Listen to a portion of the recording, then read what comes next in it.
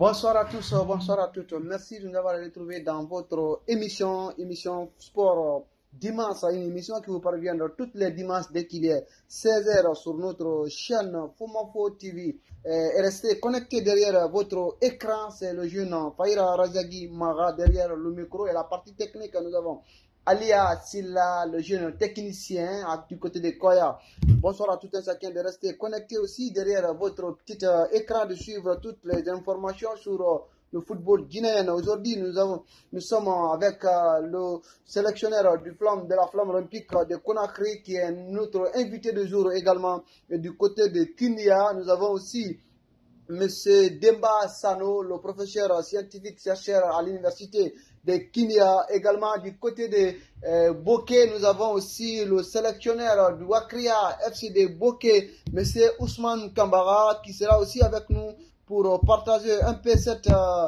idée. Voilà, donc autre. Nous allons aussi répartir également de voir notre invité de jour pour mieux voir tout ce qui s'est passé et tout ce qui se passe d'ailleurs au niveau du sport, du football guinéen.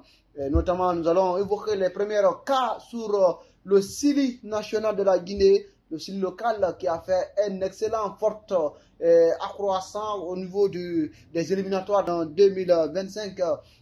Tanzanie, plutôt le Sili qui s'est fracisé devant son homologue de la Guinée-Bissau au score de 4-0 à Abidjan, au stade de Alassane Ouattara Ibembe de la Côte d'Ivoire.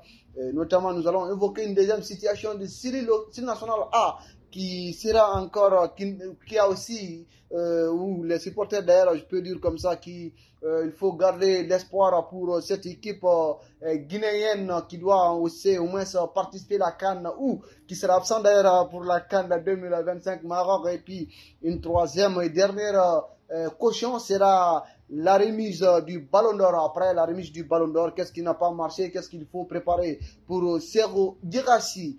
Et notamment, nous allons repartir directement du côté de notre invité de jour, du côté de Conakry, le sélectionneur de la flamme olympique de Conakry, coach Amoroso de la flamme olympique, va essayer peut-être de joindre le sélectionneur de la flamme olympique. Voilà, il est avec nous, monsieur Amoroso, coach de la flamme olympique. Bonsoir, monsieur Amoroso.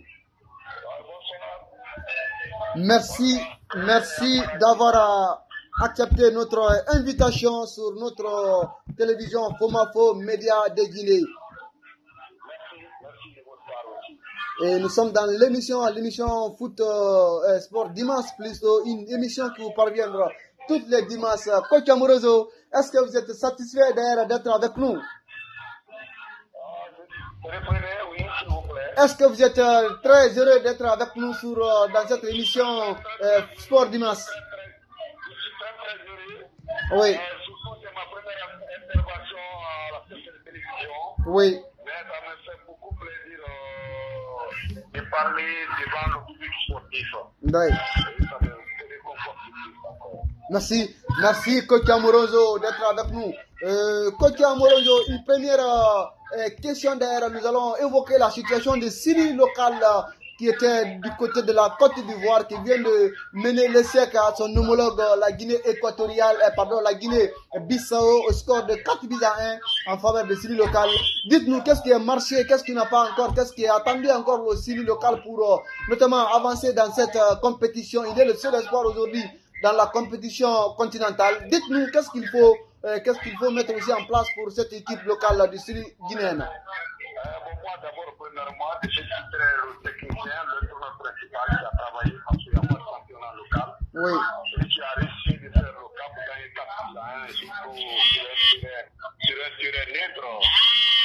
Oui. Sur un terrain neutre, qui je veux dire, c'est ce monde, bien sûr, mais c'est en Côte d'Ivoire. Oui. Donc, il a travaillé, les deux ne jouaient pas le championnat, ils n'ont pas de compétition ensemble, surtout la Guinée-Bissau qui a déjà débuté son championnat. Ils sont en avance. Oui. Donc, s'ils ont réussi à gagner, moi, j'espère bien, on doit les féliciter. Oui. Et aussi, ce qu'ils doivent faire, on doit demander à la fédération, à la Ligue guinéenne, d'organiser, de reprendre le championnat pour qu'on puisse. Tout à fait. Dans le championnat, dans la compétition. Non. Et ce que vous venez de dire, c'est la seule compétition qui reste pour la Guinée. Oui. Et l'autre, c'est l'espoir est minime, surtout l'équipe nationale, donc l'espoir est minime, mais avec l'équipe nationale locale appris, on peut compter sur eux. Et il faut démarrer maintenant le championnat. Oui. Moi, j'espère. Ok, il faut encore démarrer le championnat avec coach Amoroso, le sélectionneur de la Flamme olympique de Conakry. Coach Amoroso, nous allons un peu revenir au niveau de la Ligue guinéenne de football jusqu'à nos jours. La Ligue guinéenne qui n'a jamais connu d'abord la date de coup d'envoi du championnat guinéen. Qu'est-ce qu'il faut encore? Quelle est la décision de la Ligue guinéenne de football? Qu'est-ce que la Ligue guinéenne de football attend d'abord pour le démarrage du championnat national? Bon, moi, je vais vous dire, moi, je suis un technicien. J'ai idée date à partir de mon bureau. Oui. Mais moi, je continue à me préparer. La première date a échoué, la deuxième date aussi a échoué. Oui. Je crois bien, on attend la troisième date de démarrage du championnat qui n'a pas été donnée d'abord. Oui. Mais j'espère bien avec les efforts, la semaine prochaine, sûrement, on aura une date ou bien le championnat va démarrer. Ouais. Ce que je vais dire, les guerres, les problèmes, nous ne sommes pas côté administratif, nous sommes des techniciens, on ne se mêle pas. Mais moi, je vais les dire de mettre la balle à terre, l'avenir de plusieurs jeunes qui sont en danger, de mettre la balle à terre et commencer le championnat, le football national tourner entre les deux. Ouais. Là, on va voir ce que ça peut donner à la langue. La Guinée a besoin de progresser en football, parce qu'il y a beaucoup de talent ici. Oui. Mais moi, en tout cas, de mon côté, je continue les préparatifs sur le terrain. Je suis un technicien, je réitère encore. Je suis l'administration. Oui. Donc, je m'avance pas trop, mais je sais que sûrement et certainement ils vont se comprendre. Ouais. La semaine prochaine, le championnat va reprendre parce que c'est la saison 2024-2025, c'est pas 2025-2026. Oui. Donc, j'espère bien que ça aille au bon train. Bien. Plutôt bientôt le démarrage du championnat national guinéen du côté de la Flamme. Quels sont les préparatifs pour la Ligue guinéenne de football? Dites-nous aujourd'hui comment vous vous sentez et puis comment vous le sentez plutôt et comment vous démarrez et puis vous préparez la Ligue pour la prochaine saison. Bon, comme je vous l'ai dit, moi je suis sur le terrain, je prépare les gamins sont déjà prêts pour jouer. On attend le coup de sifflet pour démarrer le championnat, on attend que ça. On a fait un groupe, on a mis un groupe en place, ça fait plusieurs temps, 3 mois depuis là, on prépare sur le terrain. Synthétique, on n'a pas commencé à jouer le championnat. Mais on attend le championnat, mais de l'autre côté, avec le bureau, ça fait entre le bureau et la Ligue, la décision, c'est le bureau qui décide à notre place. Nous, on reçoit des ordres. Les ordres, on exécute. Ouais. Personne ne nous dit demain le championnat, on va jouer. Ok. Voilà. Nous allons jouer le championnat avec coach Amoroso en direct au téléphone du côté de la capitale guinéenne à Conakry. Coach Amoroso, une troisième question. Nous allons un peu revenir l'espoir du Sili national pour la CAN 2025. Alors, aujourd'hui, l'espoir est fini d'ailleurs pour les supporters guinéens, mais est-ce que vous pouvez nous dire quand même qu'est-ce qui n'a pas encore de tout marché du côté de l'équipe nationale guinéenne? Qu'est-ce qu'il faut encore attendre pour cette équipe guinéenne? Moi, je pense bien, je suis l'équipe nationale depuis de la qualification jusqu'à la fin. Je crois bien l'effort qu'ils ont fourni des 3 derniers matchs. Si on avait commencé par cet effort-là au début, si allait se qualifier.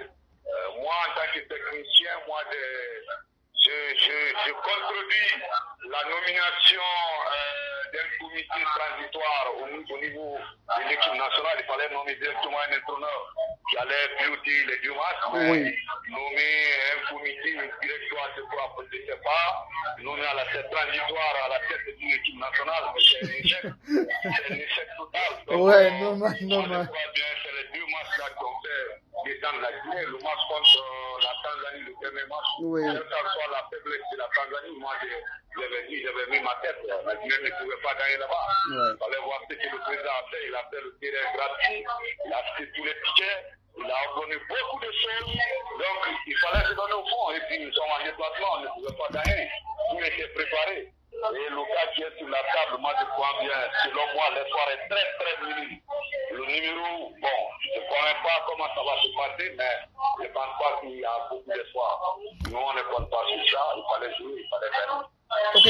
Coach, maintenant, dites-nous, parce que nous avons appris la semaine dernière, le président de la CAF était en visite du côté de la Tanzanie pour l'avant-démarrage de la CHAN 2025 pour les visites, pour les examens des stades, des différents stades qui vont arbitrer cette compétition.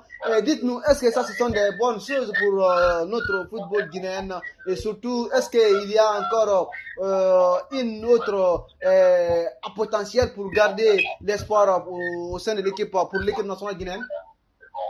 Bon, comme je vous l'ai dit, il faut continuer à appuyer, mais moi, l'espoir est très très minime, où il n'y a même pas d'espoir. Donc, pour cela, tout Guinéen doit suivre et tout Guinéen, bon Guinéen doit continuer à appuyer. Et ce qui reste clair, moi, mes calculs me font perdre que finalement, je ne crois pas, on n'espère pas beaucoup. Mais qui Dieu fasse cela, c'est une bonne chose pour la Guinée. Amen. Voilà, coach, merci d'avoir accepté notre invitation cet après-midi ici sur notre chaîne Fomafo TV de Guinée. Merci à vous, merci à tous les téléspectateurs. Préparez-vous pour le dimanche prochain, Inch'Allah, sur la même chaîne et sur le même numéro aussi. Merci beaucoup, il n'y a pas de problème. Je vais vous recevoir à bras ouverts. Voilà, et c'était voilà, les sentiments de coach Amoroso. Merci coach Amoroso. Nous allons un peu revenir derrière du côté de la partie technique. Voilà, merci du côté de la partie technique pour cette petite pause. D'ailleurs, nous sommes de retour sur le plateau en compagnie de nos confrères Monsieur Leno, qui était absent d'ailleurs au début de l'émission par la cause d'embouteillage à l'état de la capitale. C'est comme ça parfois aussi. Leno, bonsoir. Bonsoir, monsieur. Merci d'être là avec nous, de partager ce moment ensemble. Leno, voilà, donc, quels sont les sentiments sur cette plateau ce soir, sur ce plateau, d'être là avec moi, de partager ce plateau avec moi, c'est dimanche. Dites-nous, quels sont les sentiments? C'est des sentiments de joie, de grandeur. Vraiment, je me sens fier par rapport à l'évolution de notre nation sur le plan technologique. Voilà, sur le plan technologique, d'ailleurs, il est l'un de nos invités du jour qui était un peu absent au début de l'émission, mais il est déjà dans notre cabine de reportage sur le plateau avec moi, le jeune Razagui Mara. Je disais d'ailleurs, nous allons revenir un peu sur la situation du Sili local, le supporter numéro 1 du Sili national d'ailleurs, camarade Leno plutôt. Voilà, Leno, hier, nous avons vu une équipe guinéenne avant-hier plutôt, du vendredi soir, hein. Nous avons vu une équipe costaud qui est l'espoir de tout un Guinéen aujourd'hui dans la compétition continentale, dans les compétitions continentales qu'il faut au moins se nommer. Le Sili qui a tenu son échec à son homologue, la Guinée-Bissau, au score de 4 buts à 1. Dites-nous quels sont les attributs émotions pour accompagner cette équipe locale dans la compétition CHAN 25 du côté de la Tanzanie. D'abord, je me sens fier de notre équipe. Et d'ailleurs, c'est un rituel pour la Guinée. Sur le plan local, dans la sous-région, je ne vois pas une nation qui peut se rivaliser à la Guinée par rapport au football. Même si qu'il est absent à la CAN. Je dis sur le plan local. Ah, ok, bien compris. Local, il n'y a pas une nation qui peut se rivaliser à la Guinée sur le plan local. Ouais, normal aussi. Vous avez vu le CHAN qui s'est passé, où la Guinée avait perdu face au Congo, n'est-ce pas? Oui. En demi-finale. C'était contre le Mali. Non, la première fois que la Guinée... Ah, en 2016. En 2016. La Guinée avait perdu face au Congo. Oui. Finalement, au tir au but. Où le héros guinéen d'ailleurs, Abdelaziz Keita a bloqué 4 pénaltys. Voilà, c'est ça. Oh, mais nous, le bas blesse au niveau de la Guinée, c'est le suivi. Une équipe locale doit être bien suivie. Parce que voilà les pépites qu'il faut suivre, il faut encadrer.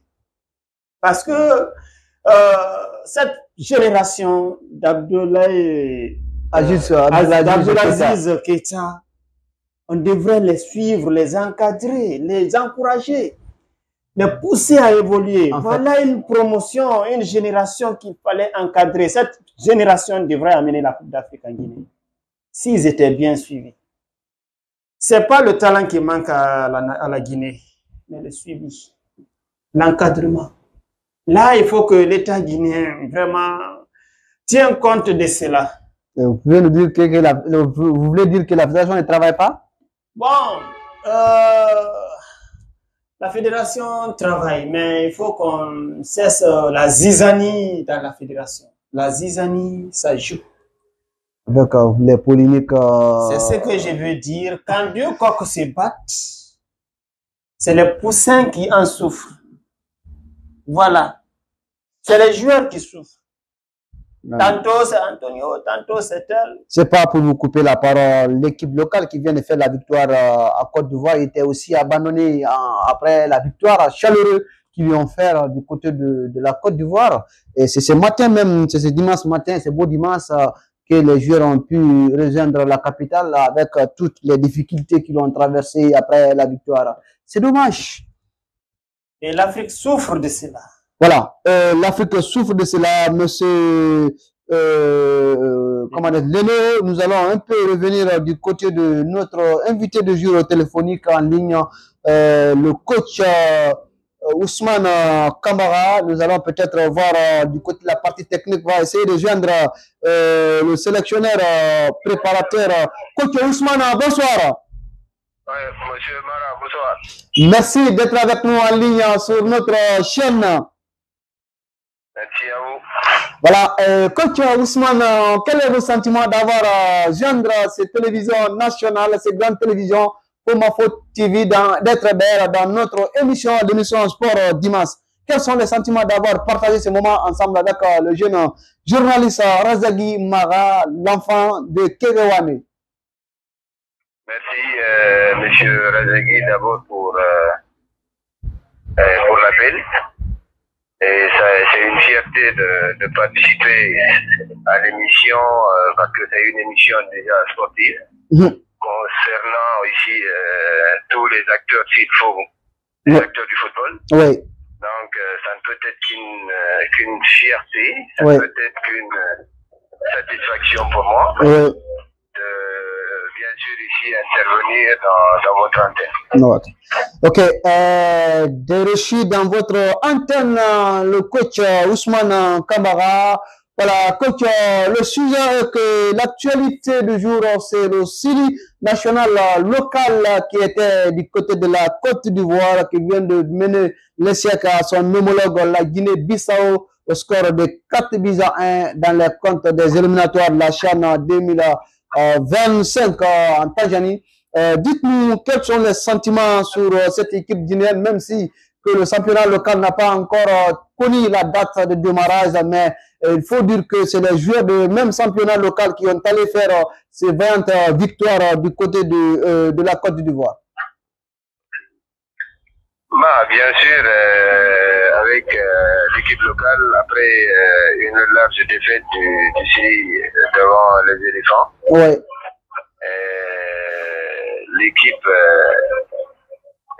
L'équipe locale guinéenne a reçu la Guinée-Bissau vendredi dernier au compte du deuxième tour des éliminatoires du CHAN 2024. Oui. Le série national local a pris une très bonne option. Il faut avoir le courage de le dire. Oui. Tout en dominant son adversaire ici sur un score de 4-1. Oui.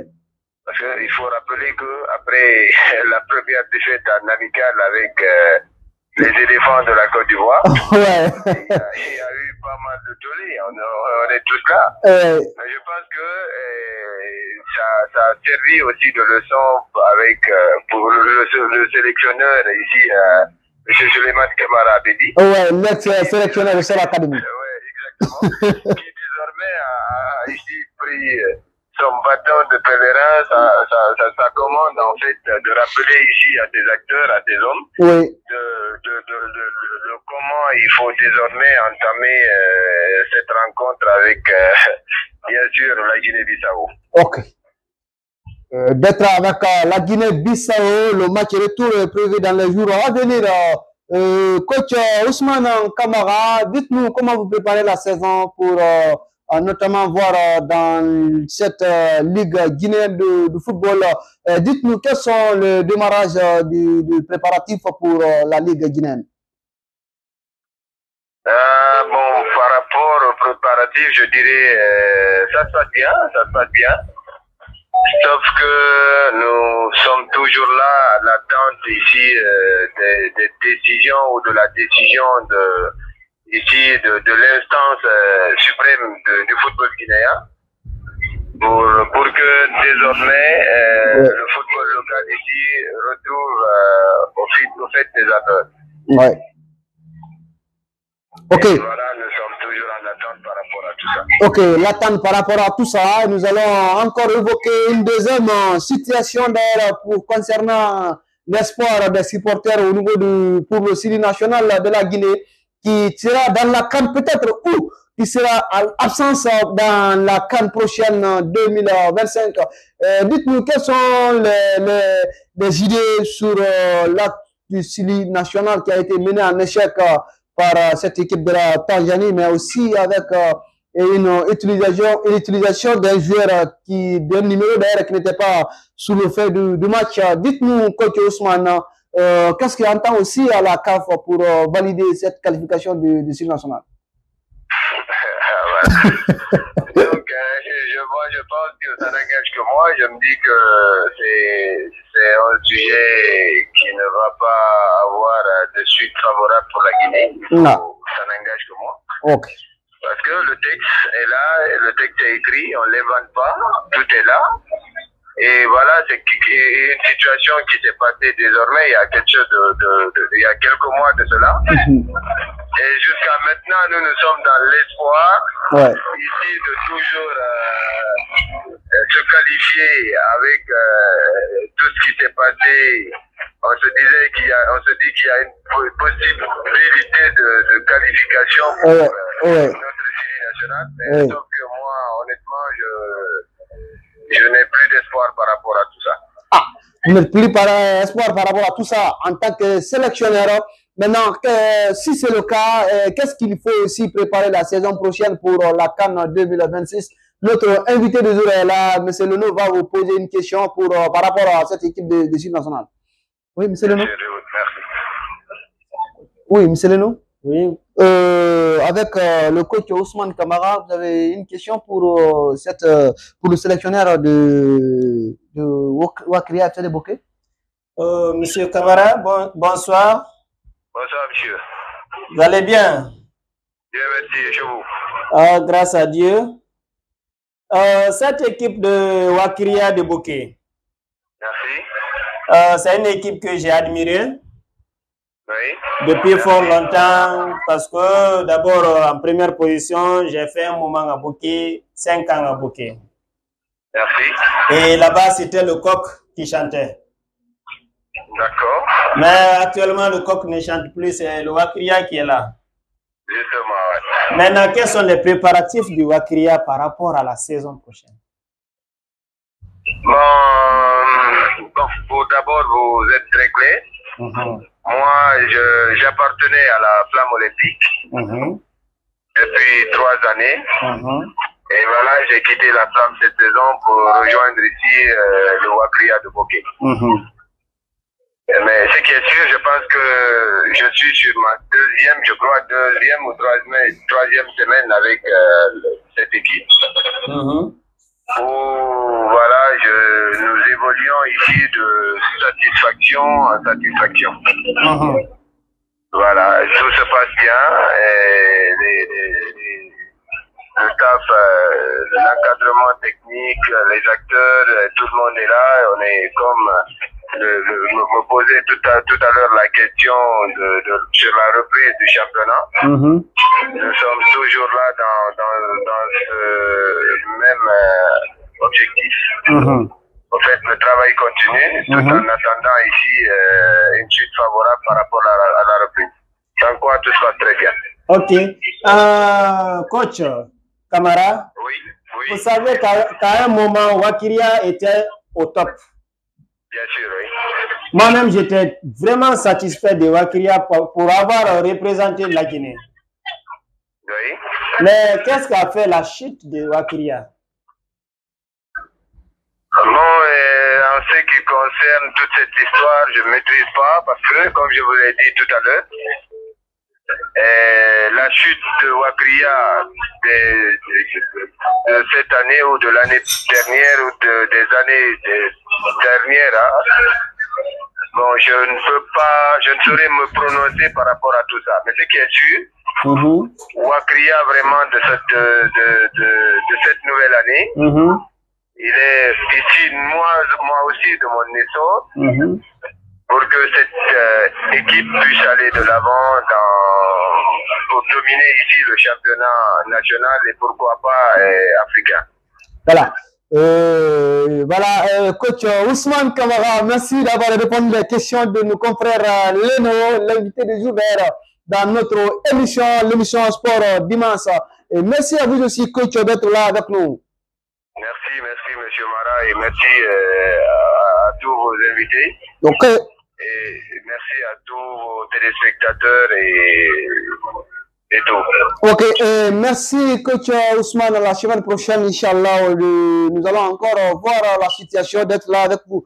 Merci, c'était tout pour le sélectionneur Ousmane Kamara. Nous allons encore revenir sur notre dernier invité du jour, monsieur Demba Sano, le professeur de l'université Akilia.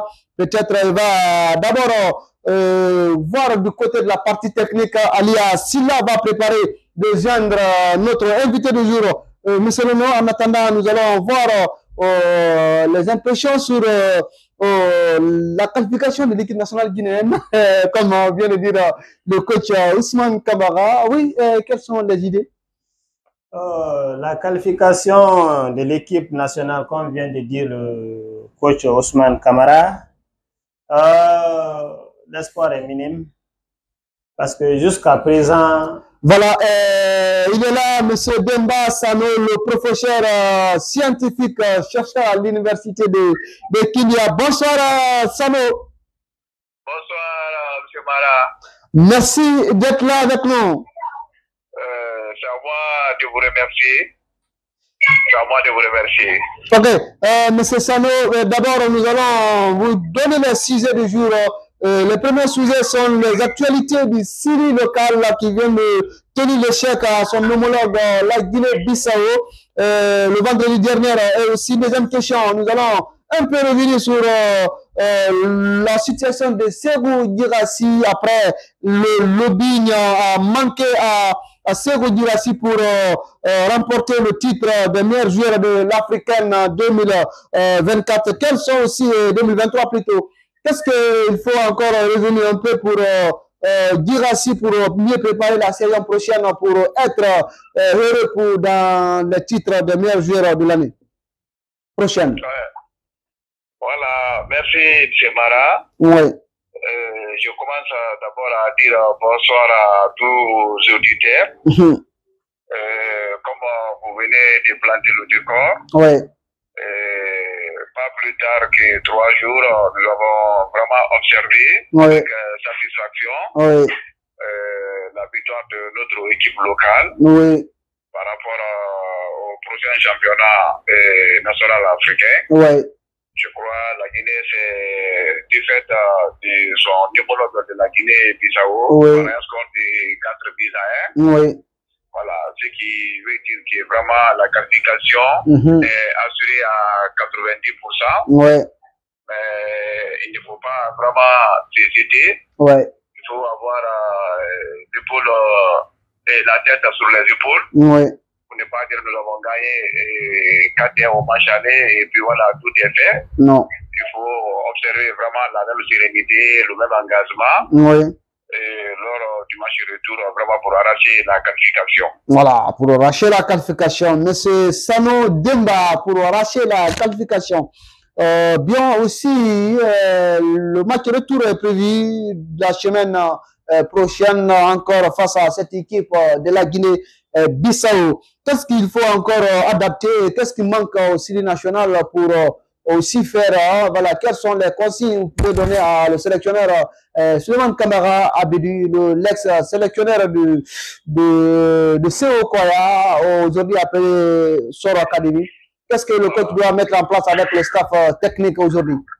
Je crois le coach est en train d'abattre vraiment un travail vraiment appréciable. Ouais. Il connaît mieux son équipe que n'importe qui, parce que ce n'est pas aujourd'hui qu'il a été nommé à ce poste. Et je crois ça fait maintenant plusieurs mois qu'il travaille avec cet effectif. Il connaît les points forts et les points faibles de chaque joueur.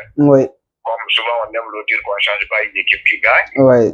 Et il a observé aussi son adversaire lors de la première sortie. C'est à lui de voir vraiment qu'est-ce qu'il doit faire pour au moins avoir un match nul lors du match retour à défaut d'une victoire. Voilà, c'est de garder la même sérénité, le même engagement, parce que ceux qui ont regardé le match, ont vu que vraiment les enfants, quand ils ont marqué le premier but, la Guinée-Bissau est revenue par après. Et quand ils sont revenus, finalement, la Guinée était beaucoup plus engagée dans tous les domaines.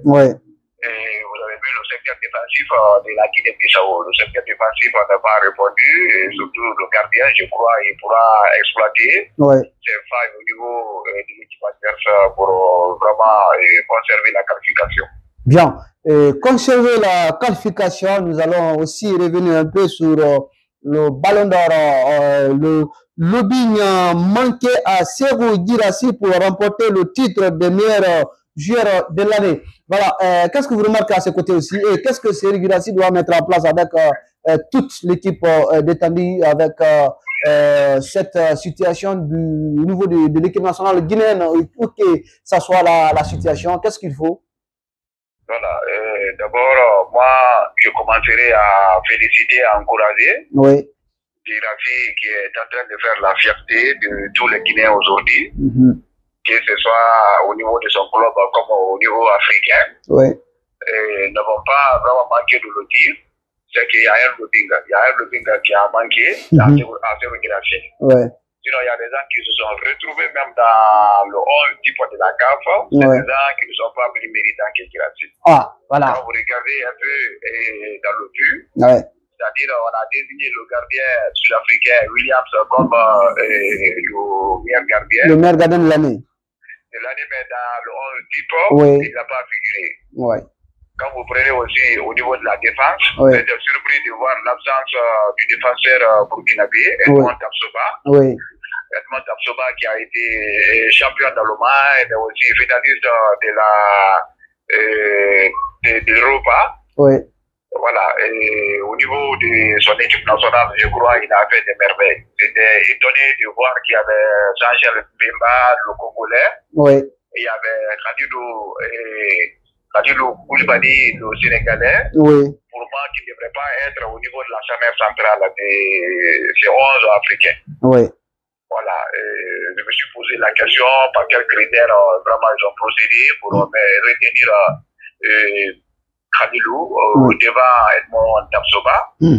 Voilà, et une autre observation, ça c'était au niveau de la ligne d'attaque.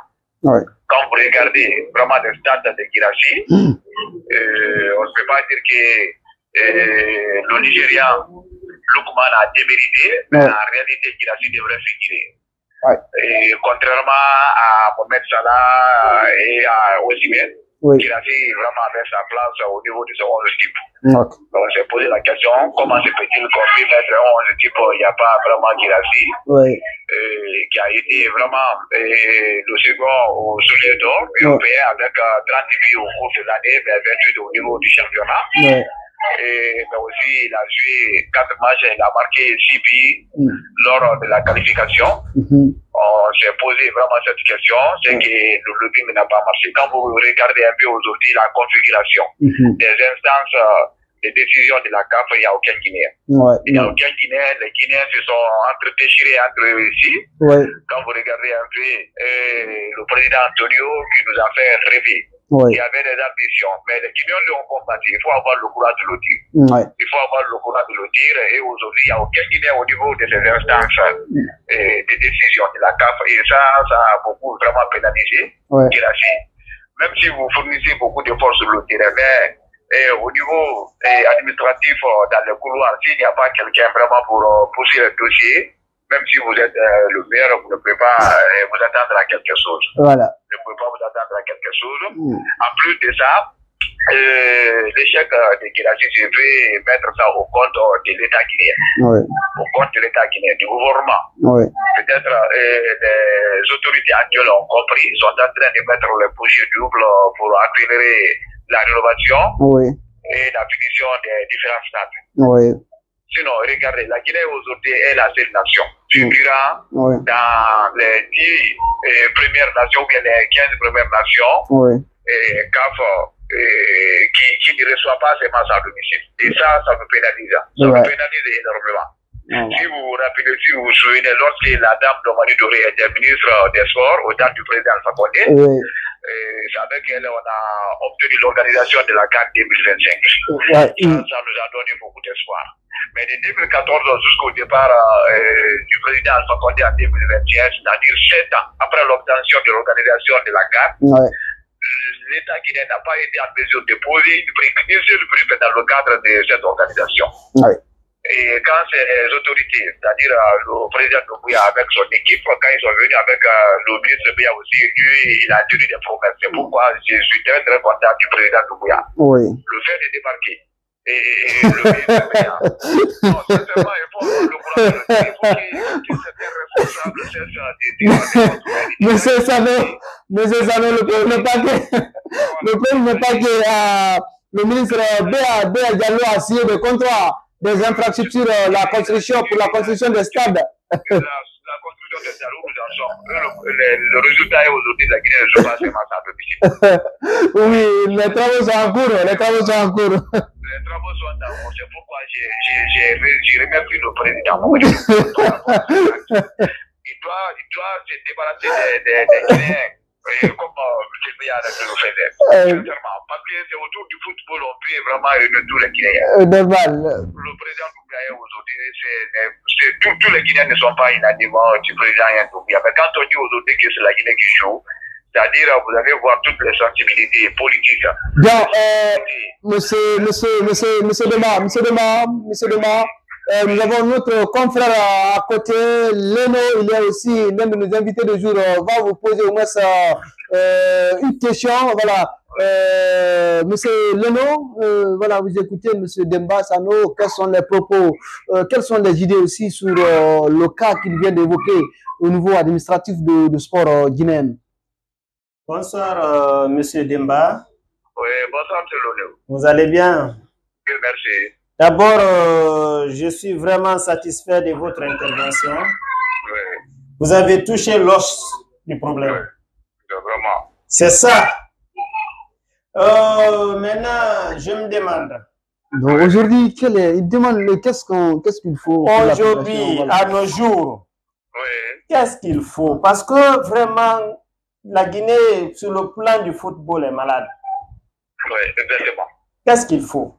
Voilà, ce qu'il faut, d'abord, il faut une organisation administrative. Quand on parle d'organisation administrative, c'est d'abord au niveau de la fédération. Il faut qu'il y ait vraiment la synergie d'action entre les membres de la fédération. Mais aussi qu'il y ait la symbiose entre la fédération et le ministère. Oui. Et en plus de ça, l'État doit vraiment s'engager dans la réalisation des infrastructures sportives. On ne peut pas prétendre vraiment avoir des récompenses individuelles et collectives s'ils ne vont pas d'infrastructures. Regardez aux jours d'aujourd'hui. Aucun Guinéen ne vous dira qu'il est content du fait que la Guinée reçoit ses matchs à l'extérieur. Pas de tout, pas de tout, hein. L'État doit s'engager. L'État doit investir dans les infrastructures. C'est ce que Mobutu Sese Seko avait compris. La politique, lui faisait la politique, mais tout ce qui est les jeux, tout ce qui est culture, il a investi, c'est-à-dire il a occupé la jeunesse. Et la jeunesse lui a laissé en paix. Si vraiment les dirigeants veulent que les jeunes les laissent en paix aujourd'hui, ils doivent investir. Parce que c'est autour de l'équipe nationale, vraiment, les Guinéens se retrouvent. C'est autour de cette équipe. Quand on dit aujourd'hui la Guinée joue, c'est-à-dire on ne se pose pas qui est Peul, qui est Malinké, qui est Kifi, qui est Gervais, qui est Kouranko. C'est toute la Guinée. Oui, en fait. Il faut que les autorités vraiment essaient de faire des investissements dans ce domaine. Ok. Ça, c'est fondamental. Bien compris, Monsieur Demba. Merci d'être avec nous, d'avoir accepté notre invitation dans l'émission Sport Dimanche, une émission qui vous parvient toutes les dimanches à partir de 16h aujourd'hui. Quels sont les sentiments après avoir tenu cette équipe Bissaguin en échec au score de 4 buts à 1 par son homologue guinéen? Nous allons un peu revenir en derrière pour mieux voir la situation de cette équipe guinéenne aujourd'hui qui sera en absence peut-être ou qui sera aussi présent dans la CAN prochaine au Maroc. Aujourd'hui, dites-nous quelles sont aussi les structures, parce que la CAF a convoqué une réunion spéciale dans les mois à venir pour notamment évoquer la situation de Syrie nationale. Aujourd'hui, quelles sont les idées concernant la situation de Syrie nationale? Voilà, comme je le disais auparavant, il n'y a aucun Guinéen au niveau des structures de décision de la CAF. Dans ce cas, on va vraiment attendre le verdict. On va attendre le verdict. Sinon, moi, je ne pourrais pas m'aventurer à vous dire que la Guinée va se qualifier ou pas. En tout cas, la Fédération guinéenne de football a saisi la CAF à travers un courrier et la CAF est en train d'analyser. Ce que nous allons faire, c'est vraiment d'observer et la patience et souhaitons à ce que le droit soit acquis. À ce que le droit soit acquis. C'est tout ce que j'ai à dire à propos de la situation de l'équipe nationale. Merci, monsieur. Merci. Sincèrement, merci, monsieur Sano. Merci d'avoir accepté notre invitation à dimanche prochain. Inch'Allah, avant de vous quitter, d'ailleurs, dites-nous les derniers mots sur notre chaîne Fomafo TV. Quels sont les sentiments après vous avoir joindre en direct dans notre émission Sport Dimanche? Je crois Fomafo TV, c'est vraiment une chaîne qui est en train de faire la fierté au niveau national et international. Je ne peux que vous encourager à œuvrer dans ce sens, à continuer à servir avec impartialité, avec neutralité, donner des bonnes informations. Ok, merci à vous, M. Demba. Une dernière question, une dernière mot d'ailleurs pour notre invité du jour, M. Leno. Monsieur Demba, oui, M. Leno. Merci beaucoup pour vos interventions. Oui. Et je sollicite d'ample analyse aussi à travers le sport, le football guinéen, sur tous les plans.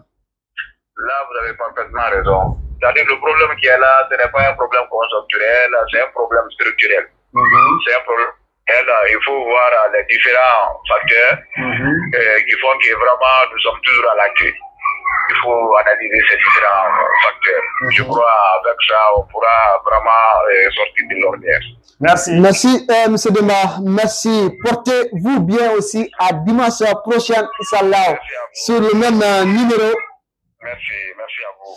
Voilà, c'était le professeur Demba Sano qui était aussi à la machine pour nous voir participer un peu dans l'émission Sport Dimanche avec mon confrère Leno. Cette émission prend fin ici, 1 heure de service, c'est pas encore petit pour les téléspectateurs de cette télévision nationale de Fomafo Média. Monsieur Leno, merci d'avoir accepté notre invitation dans notre émission Sport Dimanche.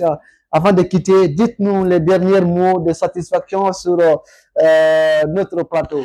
Merci d'abord. Je remercie le président directeur général de la télévision Fomafo TV, M. Bangoura. M. Bangoura. Je remercie mon confrère, M. Mara, le bulldozer du football, du sport à Fomafo TV. Mais je remercie aussi notre technicien alias là. Oui, le super. Et le PDG est là, hein? Monsieur Fofana, mon grand. Avec, est-ce que le vient avec le poulet pour nous? On lui souhaite aussi notre bonne fête de l'année. Et merci à tous les spectateurs de la télévision Fomafo TV. Et je remercie à toute l'équipe aussi. Merci à vous, merci d'être avec nous et à très bientôt, Inch'Allah. Dimanche prochain, Inch'Allah.